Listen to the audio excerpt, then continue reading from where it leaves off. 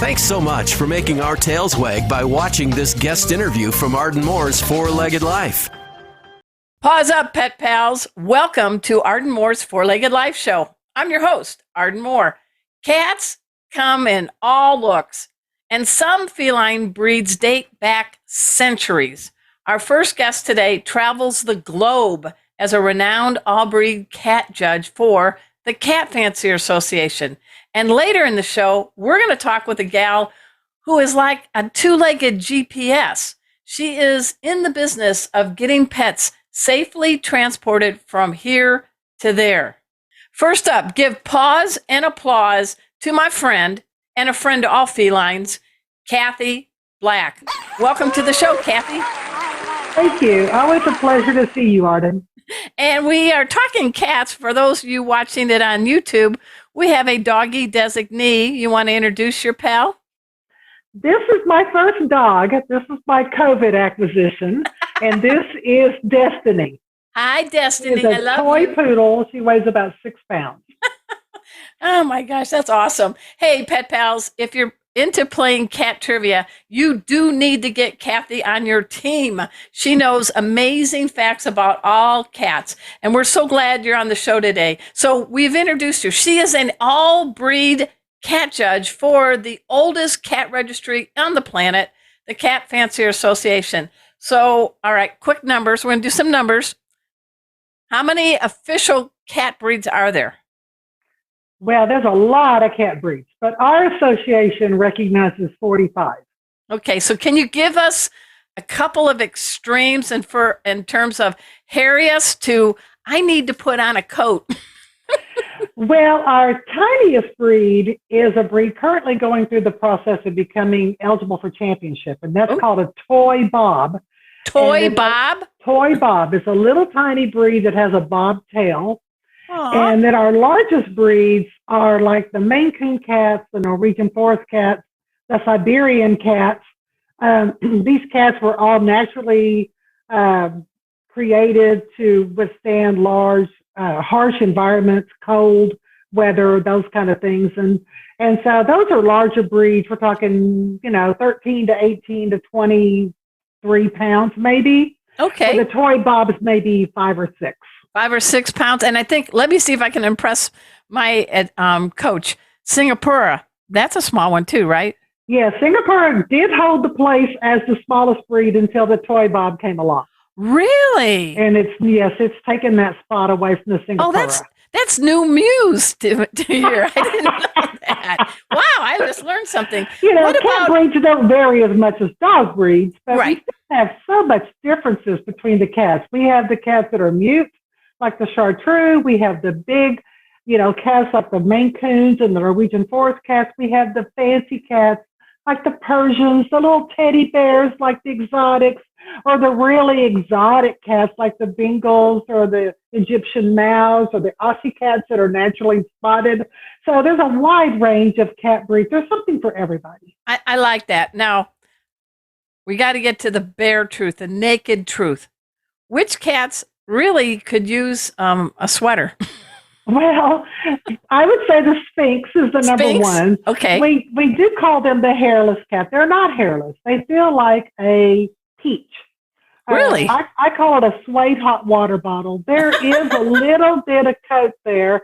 They're required to have coat on their face and on the extremities, which is okay.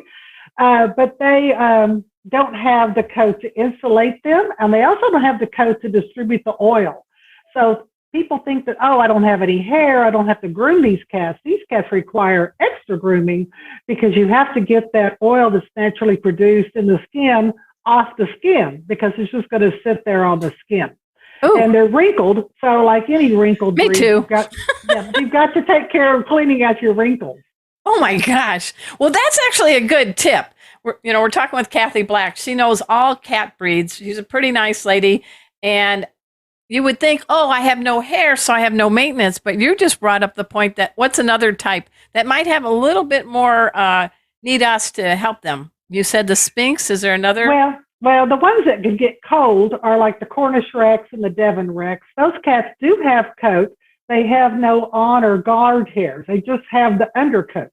Okay. And like any cat that sheds seasonally, they lose the undercoat, right? You don't Right. lose the guard hairs, you lose that undercoat, the thickness to the coat. So that seasonally, they could require a little extra clothing or something to a little more, pay a little closer attention to their needs because they don't have as much coat covering their body. They generally get a little naked around the throat, the neck area, maybe the shoulders, just where cats lose their coat generally.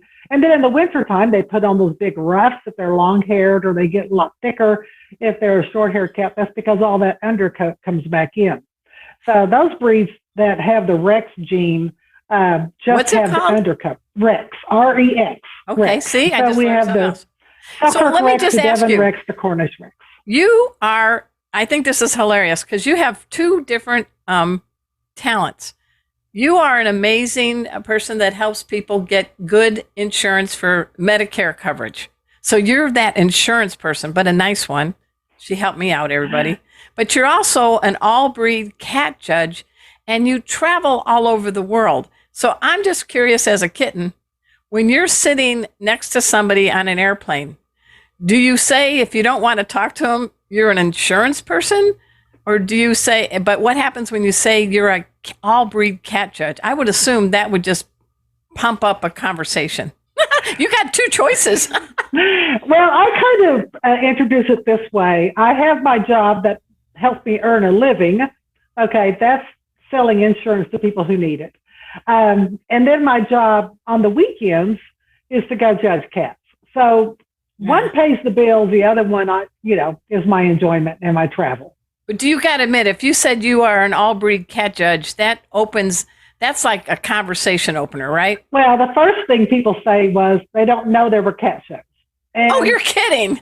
No, because cat shows don't get on TV. They're not like the dog shows. We don't parade the cats around. And they don't go on catwalks? No, and we don't do it. We do have agility, but we don't do agility like the dog agility. And so the sponsors think that the cats are boring, so they won't put us on TV. So 99% of the people I talk to, and I tell them I judge cats, they always say, I never knew there were cat shows. And so and I didn't know there were cat shows until, I've read about it in Cat Fancy Magazine, back when it was called Cat Fancy Magazine. So, it's now called Catster for anybody. Yeah, Catster.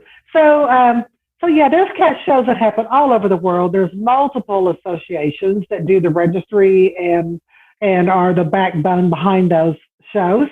And so well, let me ask you this: animal husbandry has been around forever. I have mutt cats. I got my ginger boys, Rusty and Casey. I had a Siamese growing up. I loved Corky. He swam in our backyard lake and would catch bluegills faster than my dogs, Crackers and Peppy. Cannot make up these names. So I'm asking you, you all represent the cat breeds, but you also are champions of all cats. Can you tell us, we got about a minute before the break, what does CFA do that makes it stand out when it comes to feline help? Well, of course, it was originally started as a registry for the pedigreed breeds, but our Constitution says it is for the welfare and benefit of all cats. And we have a program called Companion Cat World that I helped start a couple years ago, and it's a way to recognize the non-pedigreed cat. And it's a one-time fee of $13, and 10% goes to a local shelter. So you can check it out on CFA's website, Companion Cat World. But it's our way to help recognize the non-pedigreed cat as well as the pedigreed, because all cats are important. Yeah, and that's CFA.org. Hey, everybody, we're talking with Kathy Black. She's an all-breed cat judge with the Cat Fanciers Association. Yes, for you YouTube listeners, she does have a dog on her lap. Her name is Destiny. We're going to talk more with Kathy after we take this break. So you know the drill. Sit and purr. We'll be right back. Welcome back to Arden Moore's Four-Legged Life Show. I'm having a great time talking with my good friend and know all things cats, Kathy Black. And we were getting into the mission of Cat Fancier Association. And that one is to help in all cats. And we talked about the Companion Cat World. There's a household cat division at cat shows. And about a year ago, you were my personal tour guide to a cat show in Mesquite, Texas. And I think you said I looked like a kid in a candy store. Is You that were a typical? just like a kid in the candy store. Is that like a typical response though for somebody that doesn't really know what's your thoughts about? It is. The people that come to the cat shows are just enamored because, number one, a lot of people think there's only 3 breeds of cats: Siamese, Persian, and tabbies. Oh, and calicos. I'll throw calicos in there. And tabbies and calicos are not breeds. So when they come to the cat show and they see, 15, 18, maybe 20 different breeds, but they've never heard of these kinds of breeds. They're slinky and they're long and they're short and they're cobby and they're hairy and they're not, no hair and they look like a little sheep with sheep's clothing around them. Do they go bah? No, they don't. The Selkirk do not bah. But when they see all the different looking cats, they see all the different colors, all the different patterns. They learn about these breeds and what makes them unique. They're just like you were, a kid in a candy store, because we all love cats. That's why they come to the cat show, is because they love cats. And so when they see all these different breeds, they may find one they fall in love with. That's what I did. I went to my first show and just said, I saw my first Somali, and I was like, oh, I got to have a Somali. It looks can you tell us, what does a Somali look like? And what is it about the Somali that captured your heart? Well, they're very colorful. They come in reds, a burnt sienna type color, and they're just dramatic. And then the Somali is a semi-long-haired breed, so it has the ruff and the breeches and the big fuzzy tail, but that little foxy-looking face with these beautiful eyes and ears. And I just was smitten by the red color, the personality. It was eating and purring and flicking that tail like a little squirrel, and I just was smitten. I mean, I was just... You were smitten for those kittens. I was like, I got to have one. And so thankfully there was a beautiful one for sale, and I brought it home and I started showing it. So that's kind of how I got into it. I had a Maine Coon at the time. I always liked them. I know they're called the gentle giants. Yes. They to me, nothing really bothers them too much, do they? They're pretty mellow. They're very mellow. In China, they love the ragdolls. They've kind of adopted the ragdoll as their breed of choice. Japan loves everything American, so the American short hair is always kind of been their favorite cat, especially the silver tabbies. In Europe, you have the British short hair, and mainly, I think the exotics have kind of taken over in Europe. But I judge in Europe, there could be 20, 30 exotics in a class. So what's the difference between a British short hair and an American short hair? Did the purr have a little bit of a British accent? Is it meow chap? No, that's a very good question. The American short hair is our North American domestic short hair breed. USA, okay? USA. Yes. And the British short hair is the British naturally occurring short hair breed of cat. And it used to be called British Blue because it only came in the gray color. Okay. But then when they accepted all the other colors, they changed the name. So the coat's different, the head is different, the body is different. They're very different cats because they developed on different continents. Oh, that's interesting. I didn't know that. I know you've mentioned that she's dropped out some China, Japan, Europe. I just imagine your passport must be well stamped. I've been very fortunate. I haven't traveled near as much as some of our judges, but I've been fortunate to travel all over Europe, and I've been to China over a dozen times. And what amazes me about China is, like, you'll go to a city called Chongqing. Have you ever heard of Chongqing? No, I thought you said chunky. No, Chongqing. And Chongqing has 30 million people.